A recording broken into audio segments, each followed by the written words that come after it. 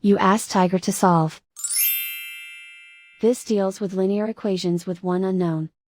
The final result is h equals 286. Let's solve it step by step. Isolate the h. Multiply both sides by inverse fraction 22 over 63.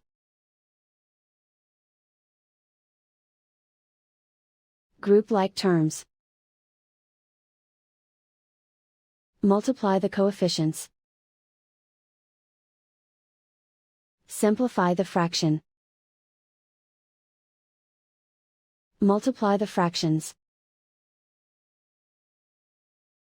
Simplify the arithmetic. And so the final result is h equals 286.